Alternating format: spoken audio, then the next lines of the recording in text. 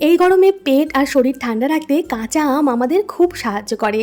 কাঁচা আমের বিভিন্ন রকমের রেসিপি গরমকালে আমরা তৈরি করে খাই, যার মধ্যে সবচেয়ে পপুলার বা সবচেয়ে সহজ রেসিপি আমার মনে হয় আম পান্না। আমি যেভাবে আম পান্নাটা তৈরি করে ফ্রিজে রেখে দিই কয়েক মাস, সেই রেসিপিটাই আপনাদের সাথে শেয়ার করব।